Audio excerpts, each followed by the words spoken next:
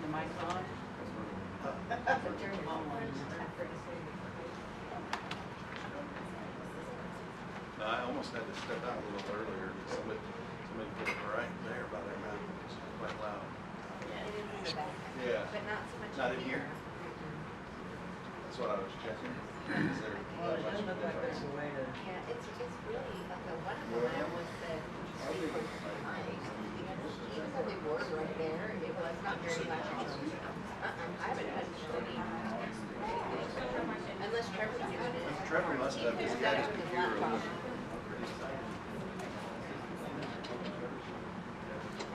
You did make it back by 1:30.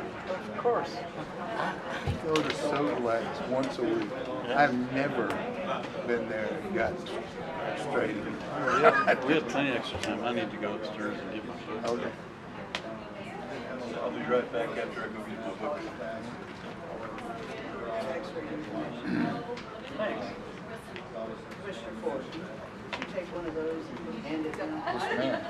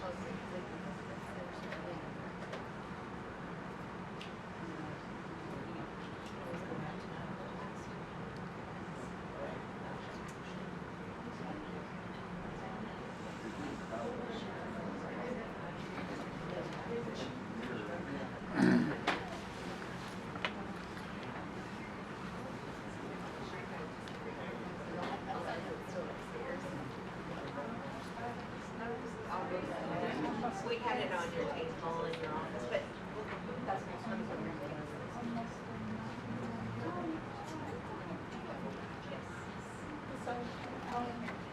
You know, we locked it when we left because all of us are down here. Oh, I'm sorry, Mom. And if it's not locked, we cover it.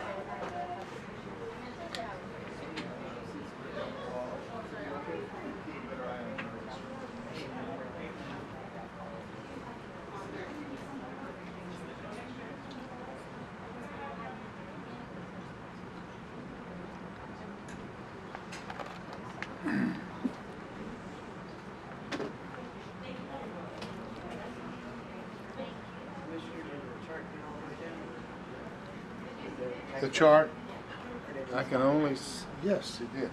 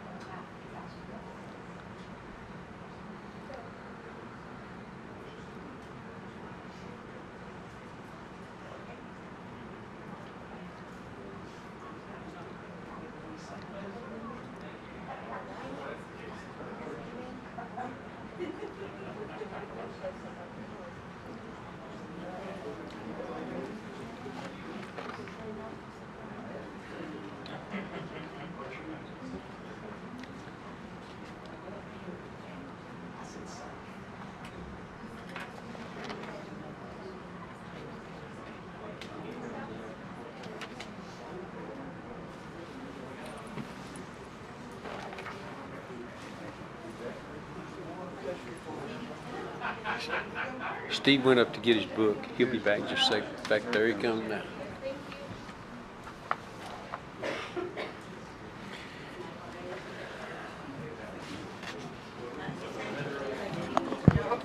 Sorry, I didn't know that's where I have to go get mine.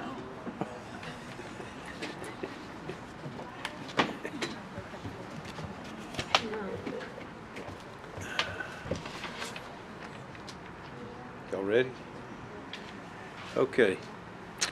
Well, the Brazos County Commissioners will meet in a workshop session June 28th, 1:30 at Brazos County Administration Building, 200 South Texas Avenue, Suite 106. First order is a call to order, and the second is a presentation and discussion following of the following Brazos County departments and offices for budget requests for 2022 and 23. And I think we got a change in order. I think we'll take the Brazos Center first. Joanna, I think had maybe an appointment she needed to get to, so. I appreciate that. Thank you, Commissioners and Judge. I have two positions that I'm asking to reclassify. We have two custodian positions that I would like to reclassify as building event workers. We have two building event workers now, and they all do the same things, the same job description as custodians. The custodian position is actually doing more than custodian work. They are setting up and tearing down events, and as well as working events, which is what the building event workers do. So just to get them all in line with each other, I was requesting to move them, reclassify them.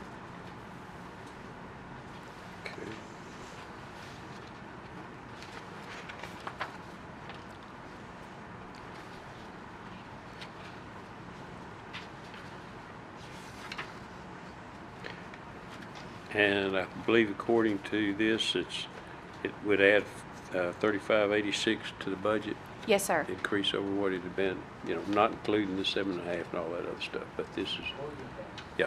Yes, okay. sir. And so are these, I think what I'm hearing you say is maybe these people do the same thing, and they probably should be classified the same? Is that? Yes, sir, they do. They do the same thing, the same duties. They're full-time positions. The two building event workers were created, say, 5 years ago. The custodians were classified as when I took over. And basically, both of those positions are doing the same exact thing. Okay. Maintaining the building as well as maintenance during the week, and also working events, setting up the events, tearing down the events, and working weekends as well. Okay. Questions?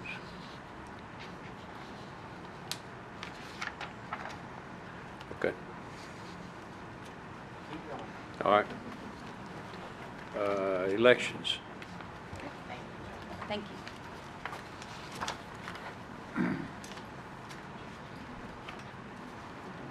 Good afternoon. I'm requesting a warehouse manager. I've submitted a job description for that position. They would maintain the warehouse and all the election equipment, program and define the elections, and then all the things that Texas voting currently does for us. Then on the off time during the summers and when it's not election time, then they would be at the office doing the scanning that the part-time person does now. So I would like to delete the part-time person, part-time position, and then create a full-time position for a warehouse manager. The increase would be $54,000 to the bottom line of my payroll budget, but it would also be offset by, we pay Texas voting over $100,000 every year for the election service contracts. So really, we would end up saving money in the long run. So this position would do what Texas Votings has been doing? Yes, sir. Okay. We would have to keep Texas voting through November because we wouldn't have Right. time to get someone trained, and the new position would start in January. Okay.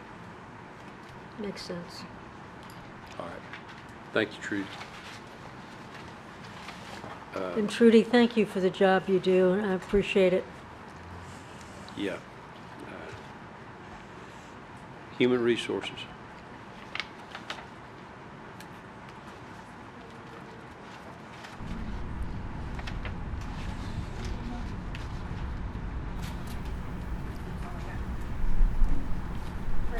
coming around with our presentation. I can email it if y'all want it emailed. Presentation has org structure and some stats for the HR department. I'm going to keep it short and sweet. We started Oracle, as y'all know, about a year and a half ago. We decided to hold off on restructuring the department to kind of see where tasks kind of aligned and workloads as well. So we were asking to go ahead and retitle some positions, as well as creating a new position kind of in our mid-level of the department, primarily because we are still trying to keep our heads above water. Just last night, we found another error that is going to require significant manual entry in order to get all of our employees paid this week. So we have a lot of projects that we've kind of held off on doing, like pre-employment drug screens, background checks, training and development, doing our own county job fair, all these things that we still need to get done, in addition to helping with recruiting and retention and onboarding and all that good stuff that we haven't been able to do. In addition to that, we are starting later this week, High Street. High Street is our third party who's going to be coming in and helping us to reconfigure parts of Oracle. That's going to, necessitate a whole lot of HR staff time. We fully expect it to be similar to how it was for us during implementation. So, that's what I have. But like I said, we are requesting to fund it only for 6 months out of the year because we are in our busiest time of year right now. We are currently filling one vacancy, and we know we're not going to be able to get to filling this other vacancy come 10/1. So our request is to fund it for 6 months to be realistic.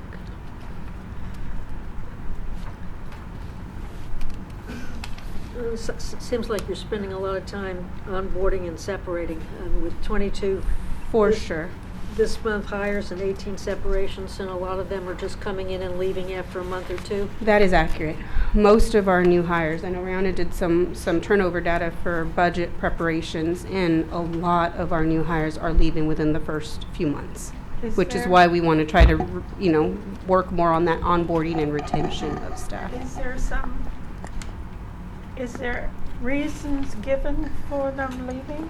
We're actually also expanding our exit interview process to try to see how much more we can learn as to why they're leaving. We do hear that people are getting pay increases elsewhere and will leave. A lot of times the position may not necessarily have been what they thought it would be. We obviously have a lot of turnover in those departments where the work they do is extremely hard. Law enforcement, SO, juvenile, tax office, we see that happen often. I would appreciate you collecting the information so we'll know. For sure. We've offered exit interviews on an optional basis. We recently created a drop form, an online form that we're going to start emailing to people, as well as trying to take a more proactive role in reaching people when they're separating to maybe even come in for in-person, in addition to sending them that drop form after they leave. Thank you. No problem. Any questions? Commissioners, just so you're aware, we gathered information on vacancies this time last year, open positions.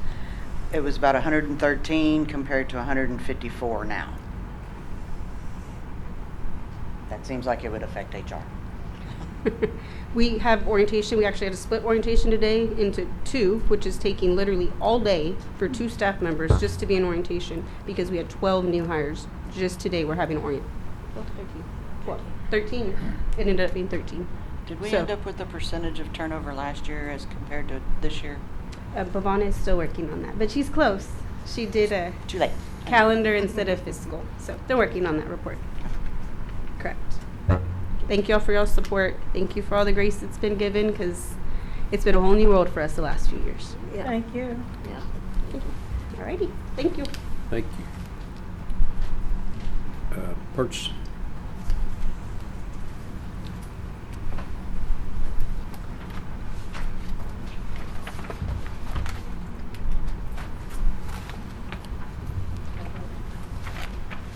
Oh, you want that? Yeah. Hold on, let me find my mouse. Here I am. Hold on.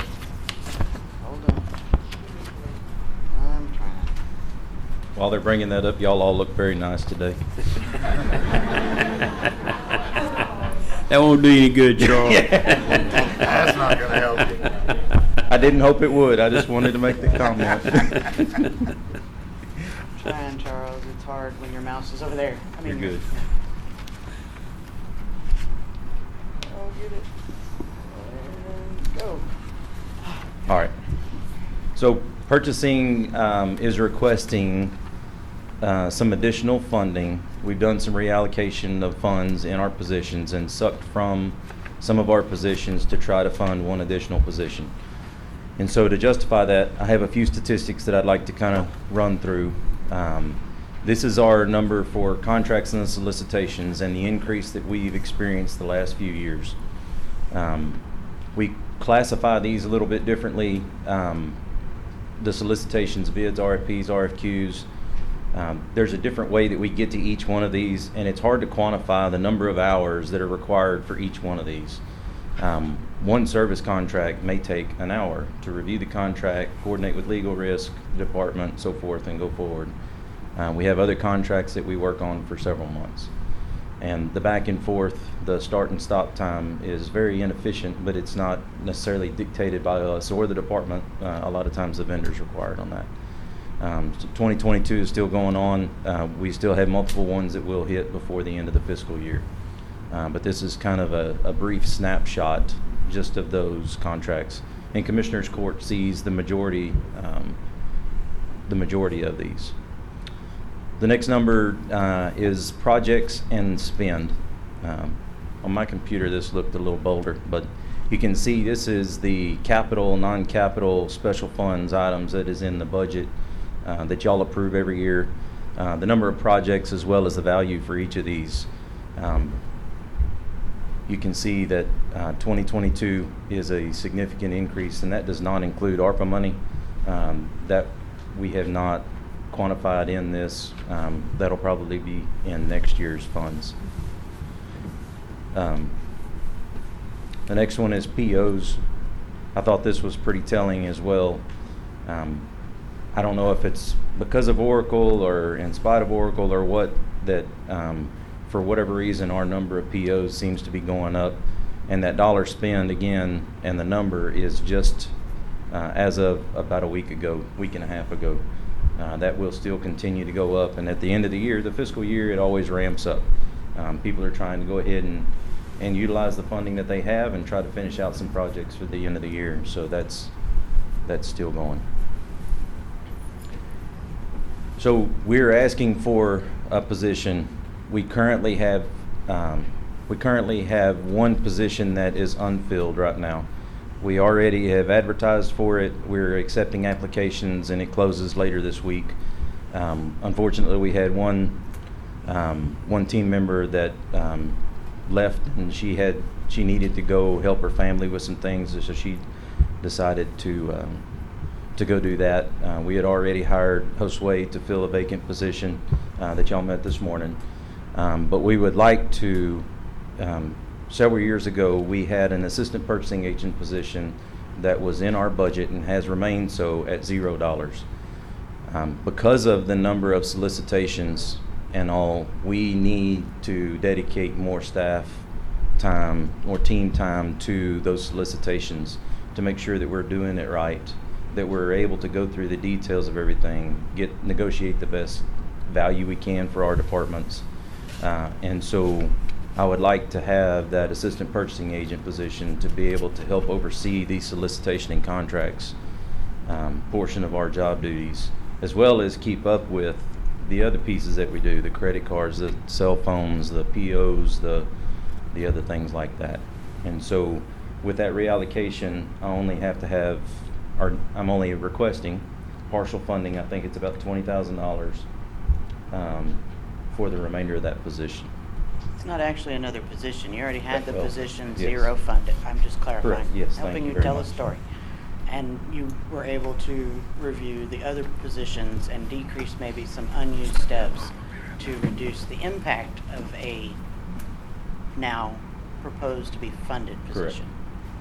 We have had vacant positions before that we felt at the time we absorbed those duties into other people's daily work.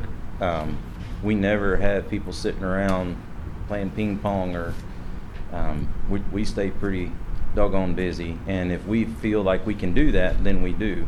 We have reached the absorption rate that we can, and we need to bring on additional talent to help us get through the work that the departments and the Commissioners Court is asking us to do.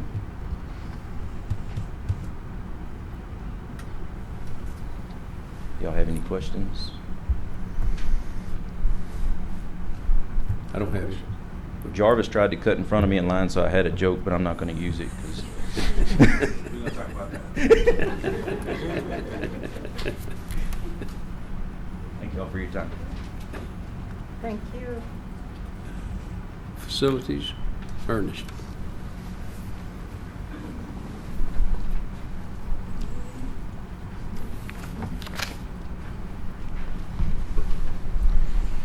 Mine should be pretty short and sweet here. I did bring a copy of the job description for all of you to look at on the actual name change, or position name change that I'm requesting. Thank you.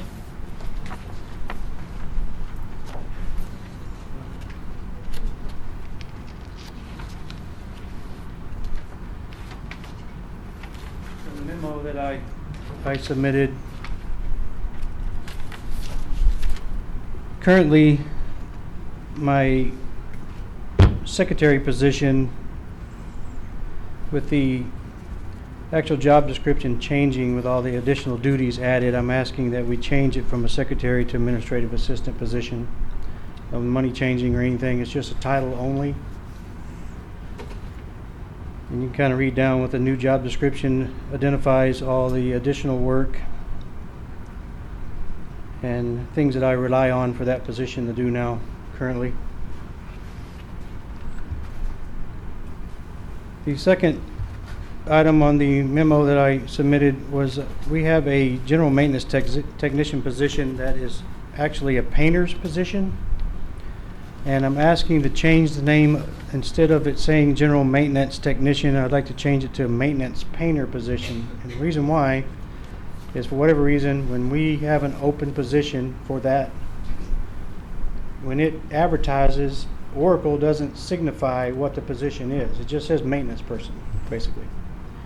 So when an applicant is looking for a new job opportunity, they see that, it just says maintenance worker. I'm not getting painters applying for that position. I'm getting filter changers, plumbers, electricians, everything but a painter, it seems. So if we could identify that actual position as a maintenance painter, and when we advertise for it, we can hopefully get qualified painters applying for it and not everything but that. And I suspect that in the future we may be changing others for plumbing positions, electrical positions, HVAC tech positions, stuff like that. There is a way when I think where did Jennifer go?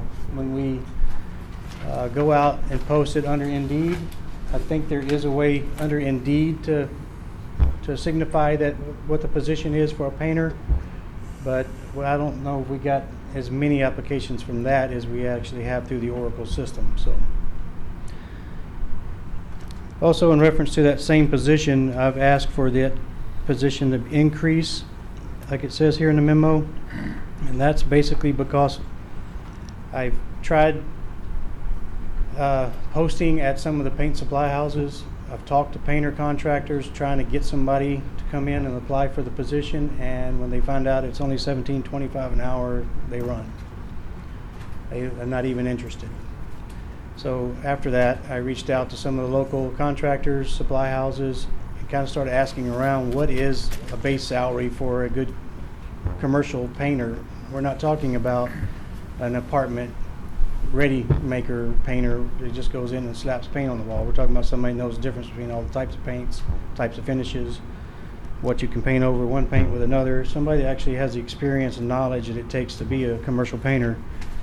And from what they were telling me, that it could start out anywhere from $25 all the way up to, but not limited to, $35 an hour for these type of positions that I'm competing against out there in the field right now. So what I asked for was a little less than that at $22.08 an hour to start with. It's not exactly at the low end of what they're telling me, because sometimes they pad that number a little bit. I'm not convinced. I can't just go up to painter and say, hey, how much do you make? You know, that information is really not that reliable, I don't think, but I think that's a pretty decent range from some of the suppliers that I think I can probably count on that. So Plus, we offer benefits. yes. So that's a starting place. If you went all the way up to the bottom of that $25 an hour scale, we're talking about a considerable amount of increase compared to what I'm asking for. But I mean, that's certainly something that could be entertained if you guys find the money or think it's necessary. But I think if we can get it moved up from $17.25 to $22.08, I think that'd be a good place to start. Maybe I can get some guys in to see if I can fill the position. And that was pretty much all that I asked for. Any questions? All right. Thank you. Thank you. Thank you.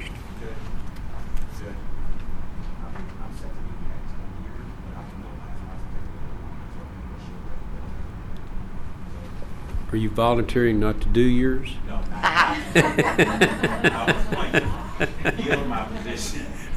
He's suggesting that his will take longer than many others. Is there anybody that hasn't spoke that really needs to get on? If Judge? Jarvis is willing to give his up because he knows the money may run out before we get to him. Skip. Skip. You want to go? I'm pointing to anybody next, so might as well. Never want to follow the attorney.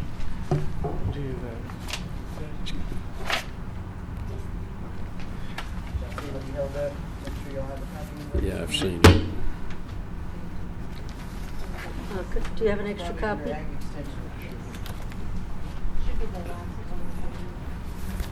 You think only one? Thank you. Great.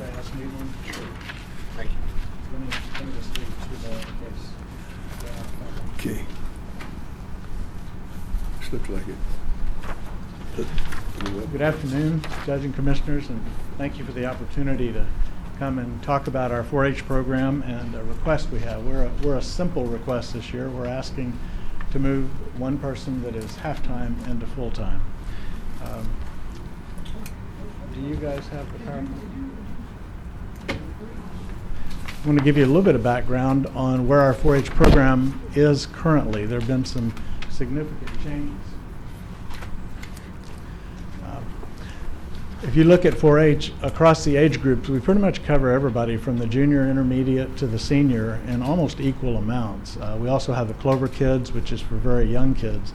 And I know a lot of people are familiar with 4-H. They have a certain image of 4-H, and I'm going to show you a little more expanded version so that you can appreciate what exactly is going on with that program. Rather than just being a program for stock shows, we certainly do teach kids about animals. In Brazos County, these are the number of youth projects. Everybody picks a project that are going on. It includes things like robotics, things like vet science and public speaking, science, technology, and math, leadership, and photography, and other kinds of activities. So the youth are exposed to a wide variety of things. In this graphic chart, it shows that our agriculture and livestock is actually a little over a third of the 4-H projects that we do. Lots of folks working in leadership and citizenship and STEM, natural resources, and family and community health. So our program is a very broad program that certainly includes agriculture, but goes way beyond. Over the last 10 years, while the county has grown considerably, 4-H has now reached our highest level in the 10 years, and that's 733 kids this year, bouncing back from COVID. The handout that you have has a smaller number than that. I think it's 718, but I checked it this morning and we moved it up a little bit. And we're not quite through with the year yet. So that's quite a few kiddos. We do traditional clubs, but we also do a lot of curriculum enrichment types of activities. Pizza Ranch is a program that typically runs about 1,200 youth from schools that are brought in from schools all over the area. This COVID year was a 610, a little lower year, but the normal, and we expect to get there quick because it's very popular, is about 1,200. A lot of volunteers involved in that. Hatching in the Classroom is a program where we take science into the classroom. The kids get to have an incubator and watch eggs hatch and learn life science from that. We reached over 450 kids this year through that project. And I point this one out because as we talk about changing the position, this kind of programming is something there's an opportunity to do a whole lot more of. Actually going to all the communities of Brazos County and being able to reach more kids that might not, when they hear 4-H, think, oh, I want to go, because they picture that as a livestock project. We have 20 clubs currently, 733 members, 1,046 projects, and a lot of volunteers, 177,000. It seems like that sometimes. 177 volunteers. That 177, when we take the total number of hours, is 5 full-time equivalents. So when we put funds into a 4-H position, we see it as a multiplier effect and getting a lot more out of that. And our agent and our assistant right now are pretty much at the top that they can do, and we don't see the opportunity for growth with our current staffing. 100,000, actually last year it went to 120. We're already at 130, and we're not through, and we expect to hit, looking at past years, about $150,000 in scholarships back to the youth of the county through the 4-H program. We like to say 4-H builds youth. We may use an animal project or a horticulture project or food science to do it, but we're teaching kids life skills, and we're teaching them how to speak, how to represent themselves, how to think. I just think it's very important. Obviously, I'm biased, but I'm also close enough to see the results firsthand. So currently we are at the county agent position and a 20-hour per week program assistant. We're asking to go to a full-time with that 20-hour per week program assistant. We've currently lost the person we have in the position because they just needed to be able to make more money to support the family and things. And so we will be rehiring for that, but it would be to our advantage to be able to offer a little bit more in order to get the kind of person we need, because 4-H is a demanding job for the agents and the assistants. It's a lot of night hours, a lot of weekend hours, and we really need a self-starting go-getter. You have any questions?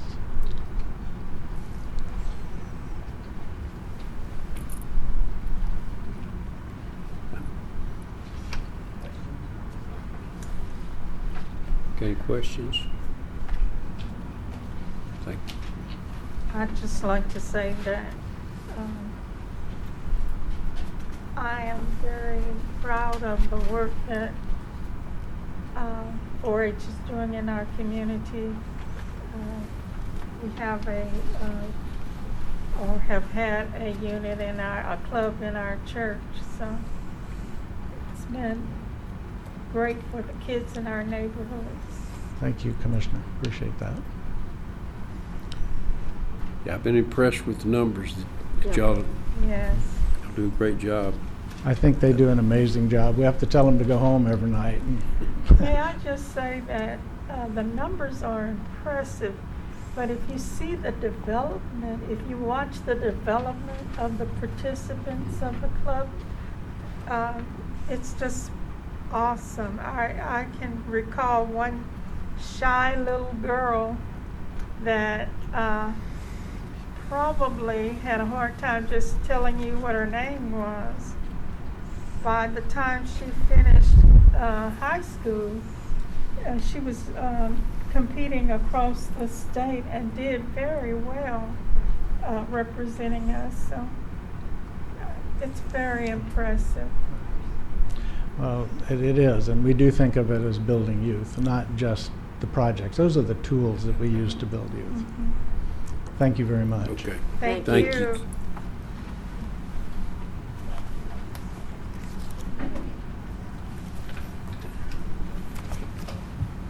Judge.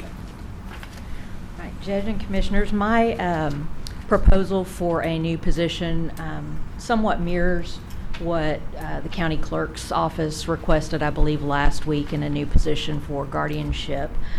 Currently, we have Terry Hammond, who is our attorney who works with the guardianship cases, and then he has an assistant, Krista, and she goes out and does, well, she does a lot of the in-office. Terry still goes out and does a lot in the field. But that position is split between the two courts. And so what this request is would be to have an assistant position per court to allow for the increasing numbers of guardianship cases that we are having, and also to be able to expand. When this position was originally created, the attorney position, it was for guardianship and probate. Yeah. And thus far it has really been mostly guardianship. This past year we've been able to get a little bit more into the probate, but there just hasn't been time. So this would allow some of the responsibilities to be given out to the assistants, which we thought was a better use of money at this point rather than asking for another attorney position. And that would allow us to then expand out into the probate area as well as the guardianship area. And I provided numbers in the handout that I sent in and a job description, but if you all have any questions, I am happy to answer. One of the other pieces for this request is to have the assistants been able to help the family court much at all? My understanding is that I went and talked to the assistant, is that the extent of what she is doing for that court is a one-page form that comes after cases go in front of the judge. And so going into Odyssey, going to forms, generating that form, and then sending it to the judge, which could really... We've discussed different ways that could be done. Yes, thank you. That was very good. And so part of this request is to remove 10% of the funding from the associate judge number 2 and put it all 50-50 between the courts. And then the next step is adding, taking the one assistant now, putting it fully funded by one court and adding a second assistant. So there's two pieces. You'll see it better later. So will this, the second assistant will be full-time? Yes, ma'am. Yes, ma'am. Yes, so there would be a full-time assistant for Court 1 and a full-time assistant for Court 2.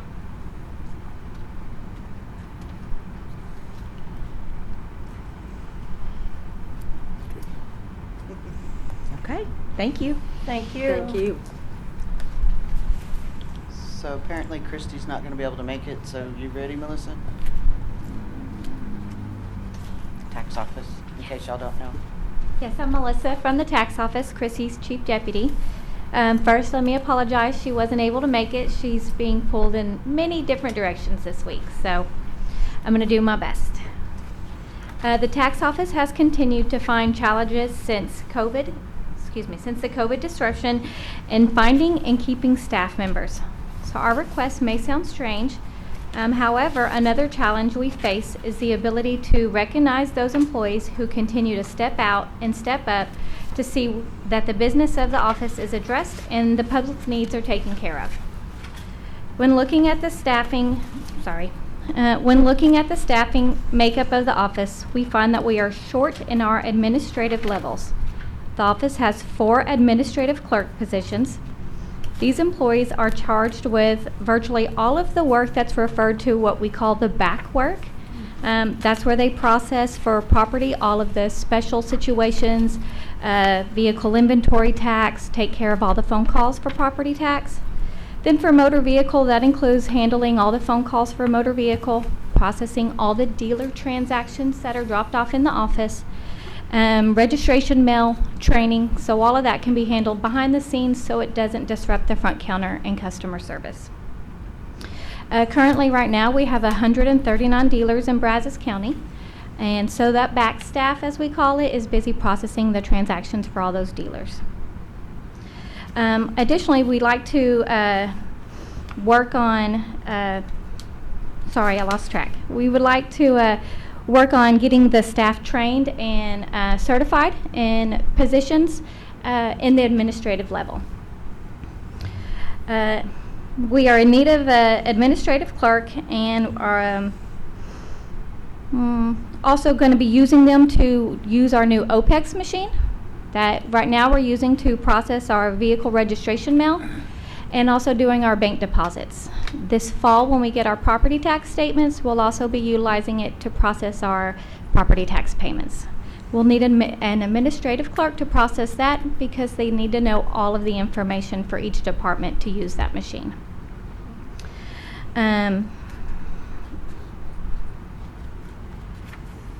So basically what she's asking for is to basically lose a clerk 1 and utilize a partially funded clerk 2 position that we have so that we'll create a 5th administrative position that we need for our office, which would ultimately reduce our budget by $17,886.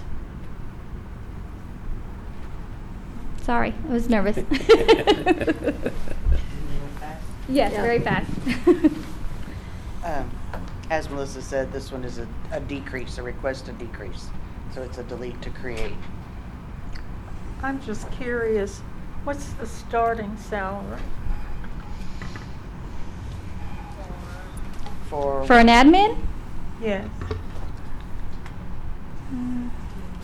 For the admin, I have 2102.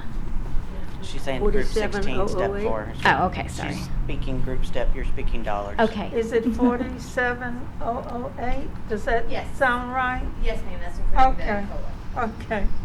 Don't mean to put you on the spot, but when you give me steps and numbers, it doesn't really compute for me. Okay, but thank you. Thank you.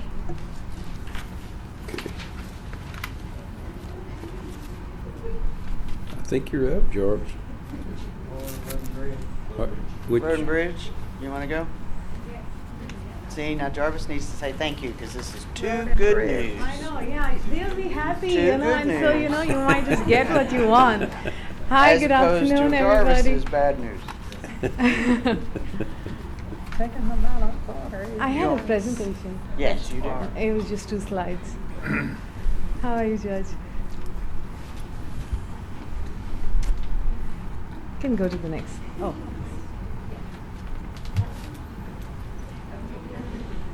So, this is a problem I have mentioned to Judge before and also Russ.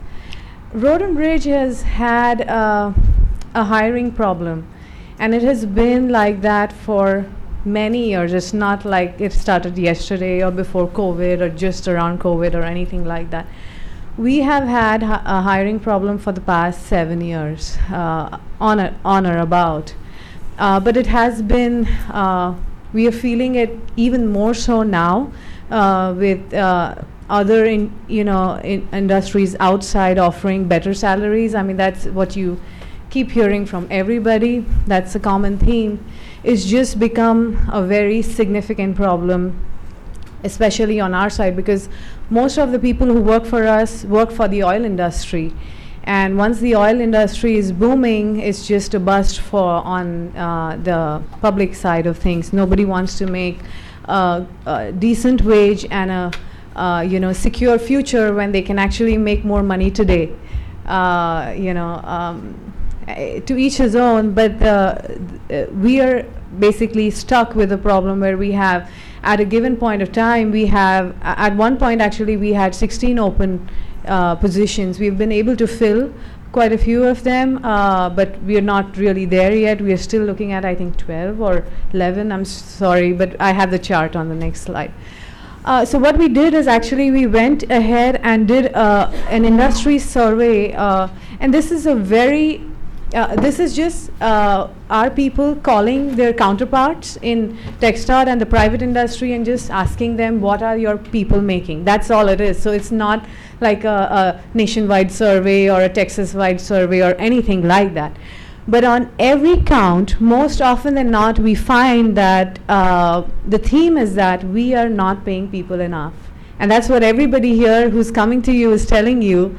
And I hope you recognize that this is a county-wide issue where we are not able to hire people, because the first question that applicants, and that's not the problem that we are not getting applicants. When we have job openings, we have people call in and ask, you know, what is this job, you know, what is it about? Because working for a county is any day better than working for an oil industry, because they're going to let you go as soon as their job is done. But you work for the county, you're going to be here, you know, you can make a good life out of your career at the county. You get good benefits, health insurance, retirement. So, you know, it's kind of a no-brainer. You see a job in the county, you want to find out what it is about. First questions applicants, operators ask us, what is the salary? The answer that we are able to give them is what we have on paper. They're like, sorry, we don't want to bother wasting your time or our time. We don't want to come in for an interview. We're getting more than double. Obviously, we are not going to be able to match more than double or even double. That's not what I'm asking. Or, you know, again, I'm not even asking you for any money, but I'm just advocating on behalf of my department, is that we seriously take a look at where we stand in terms of how much we pay people. Otherwise, we will have to take a serious decision on restructuring the entire department. Because like I have said on this slide, we have around 500 miles of road that we maintain. We have 60 bridges that we are maintaining. We need people to maintain that. If we cannot hire people, you're not going to be able to tell us that, you know, somebody has called us, can you go look at it? We don't have the people. If we cannot hire them, we cannot come and look at, you know, issues that are going to come up day to day. If we can't do that, you know, it is ultimately going to fall on you to answer your constituents, because we are here to do a job. We are trying to support you as best as we can. But if we don't have the resources to back the population in this country, in this county, the growth in this county, there's not much we can do if we are not able to pay people and, you know, get them hired at the salaries that other people are paying. At least get them in a competitive, you know, zone, so that we can have them, retain them, and then, you know, go from there. And if there's a different issue, because what happens is when people are leaving right now, as we talk, there are people who are leaving or retiring. The number one issue is not the job, not the job itself, not the people they work with, not the hours that they are working with. They are all complaining. Number one problem is the salary, that they are not able to feed their families. They are going to there are people in our department who work 2 jobs. They come in for the regular job, and they go after in the evening for another job. They go home at 10 in the night, and then they come at 7 in the morning again. It's just, you know, taxing on a person to continuously do that if you're not able to earn even something that you can maintain, you know, livable life. So that's all I'm asking for. Again, like I said, we are really not, this year we sat with the budget officer and we went through our process, because what happens is, or what it looks, all of these outstanding positions that we have, it looks on paper that we are not efficient in spending our the money that you allocate our department. And that's not the case. We are trying every single day to hire people. We are calling everybody we know to hire them. If people are not just ready to come work for us, it looks bad on paper that we are not efficiently using the money that you give us. And then we are coming around circumventing and trying to find ways where we are, you know, you'll see on the next slide where we are like deleting positions or making them zero, trying to come up with creative ways, because we don't want to look bad on paper. Ultimately, really, the reality is we need those people. It's not like we are really deleting anything. We are not really deleting on making the problem go away. I have talked to the judge. If this trend continues of us not being able to hire people, then we might have to actually restructure our department to the point where all the other agencies like the City of College Station and the City of Bryan and TxDOT, all maintenance divisions are doing that. They consult everything out, and what they do in-house is just very bare minimum maintenance work, no capital work done in-house. Capital work that can be done in-house is always going to be cheaper. If we have the workforce, we are going to be able to get to small, minor problems quickly. But if we don't have a maintenance staff which is strong enough, then we might not be able to get to your request immediately. We might get there after 2 weeks. By that time you probably have already got 15 calls, and the problem has escalated to being something else, and it could have probably been solved right away. And additionally, if we are going to be consulting out everything that we have in-house, it is going to be way more expensive than if we had the staff on board. So I'll just go to the next slide.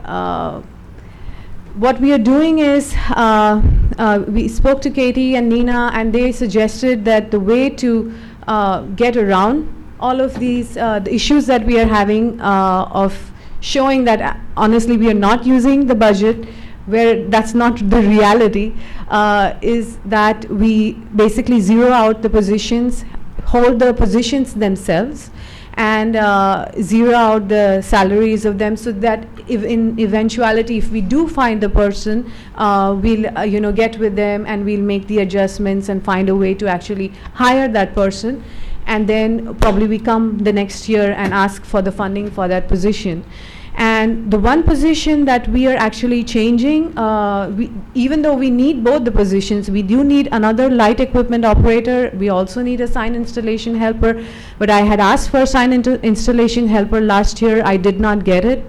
So I'm asking again, because 480 miles of roads do not sign themselves by themselves. There are signs that fall down all the time. They are broken, damaged, all the time. This happens all the time. It's a 24/7 issue that we have about signs. And it might seem very small, it's very insignificant, but we need people to go there. We need somebody to go get it fixed, because if there isn't that stop sign, there's a crash. There's a person waiting to die right there. If somebody doesn't stop because the stop sign had fallen and people didn't see that in the night. So it's the repercussions of things that are minor. It might seem small, but they are pretty significant in in the long term. Overall, we are asking for a reduction in our budget, and I really implore the court to consider the cost of living adjustments. Please understand that what you're considering in terms of the cost of living, these people, majority of the people who work in our departments, who work in the county, are people who live in this place. They are people who work here, who are also taxpayers. We are all part of the community. If we cannot afford to live in this place, again it goes back to the cycle where people have to have two jobs, and then it boils down again. Then they're making the hard choice of leaving, not being able to work if they cannot afford a living wage, working for the county. So I really urge you all to please consider the cost of living adjustment. Inflation is really taxing on the entire country, and it's not even the country, the entire globe. I just came from India. Everything is double in price. Everybody, people who are retired in India, they're like, I have relatives who came out of retirement are going back and getting jobs again because they cannot afford. Everything is so expensive. It's a global phenomenon, really, and it's just exacerbated because of COVID. So that's all I really have to say. If you have any questions, I would be happy to answer. I wanted to speak in support of Road and Bridge. 2 years ago when I came on here, I had your group do some estimating prices for me of what a contract project would cost as opposed to an in-house project. And that differential was 50%. In other words, it was maybe $500,000 a mile. At that time, I realize it's gone up, but it was $1 million a mile if we contracted it. So, I mean, you guys are doing a great job, and you do need some help out there. I know we've cut your budget almost every year. We've given you a lot less than you asked for. So, I will speak on that next week. So I'm nice to you this week. So we'll talk more next week on Tuesday. Well, and what Two she- projects that come to mind, one is Lloyd Lane, but the other one is Los Lobos that you're working on right now. Yes, we are working And on those are projects that we're doing in-house, but you can't do any more than that. You don't have enough staff and personnel to do it anymore. That's accurate. Yeah. And that right there was the thought. These positions have been, the ones that she has 0 on the far right, have been open for several years. And rather than continuing to budget them there where they're not being Not used, doing this we anymore. went ahead and 0 budgeted. If they fill them, the money will come out of contingency. We have position, it helps allow for us to use those funds actually getting other things done. So it's a short-term answer. So to be clear, what we're talking about is positions that have not been filled for a number of years. We're going to take that funding, we're going to try to take care of the people that we've got and fill some of these other positions that we're not zeroing out. I mean, well, we are not really, the 124,609, it's not really coming Back to back to road and bridge. It's coming Except in towards the- the general fund. So, I mean, it's But up it's to in the, increase in Yeah. capital roads and the road and bridge budget. right, Right. You see what I'm saying? right. We are Um, not getting that. We are, you know, it's up to the Well, but it- court really to decide what to do with that. Except that you went from 8.8 million to 10 million on capital outlay funding, so there's your Well, so why are you spoiling my good, know. I'm on a This good was our run right budget now. hearing. I'm saving like, stop money. putting it there, put You it where know? it goes. Go back a slide, will you, Parthena? Yeah. One of the things that I also wanted to point out, that while they've done the salary survey, a very important note on the private company salary, that's their base salary. That does not count all the overtime that they get. Right. So Oh, yes, really, yeah. that overtime could even double that, and they get, you know how private is, get it done, get it done, get it done, and they'll do the overtime. It's based on cost, Yeah, job. I mean, one thing I want to mention, that we have a very, one of our excellence employees, and they are considering leaving right now because like with probably several of county employees, they are getting flooded with offers from outside. And these are young folks who have a young family, just starting out with a new house or something. And the offers that they are getting to what they are making right now, it just doesn't make any financial sense anymore for them to continue to work for the county, even though they like working for the county and they have a future. We have actually told this employee that, you know, they are going to be on a path because they are by far, you know, exceptional. But they just don't want to stick around because they cannot afford today. And they have young children today. Like, what is going to happen to them is what they are, you know, thinking. And that's the issue we struggle with, because if that's not in our control. We cannot just jump up and bump up their salary and say, here you go, you get double, you know, because you're doing so well. Even the maximum that we can offer them in terms of, you know, group step, merit raise or whatever, it cannot match what they are getting outside. So we just, as a holistically, as a county, need to really look at our salary structures in general, and, you know, come up with a better solution. You keep hearing that. I'm sure you're hearing that all week, and I don't know, for the entire month, I guess. So, anyways, I don't want to, you know, keep your time anymore. Thank you. Judge, with full disclosure, I need to say that I did not coach her. I had no idea what she was going to say, but these are the people that I've talked to, not, you know, we have a problem, and we need to address it in a manner that will benefit all of Brazos County. It's not any one department. We've got a problem that we've got to address. I would seriously like to say that I do enjoy working with Road and Bridge. They are very responsive when we call. I have had them meet me at certain sites, and they're there. All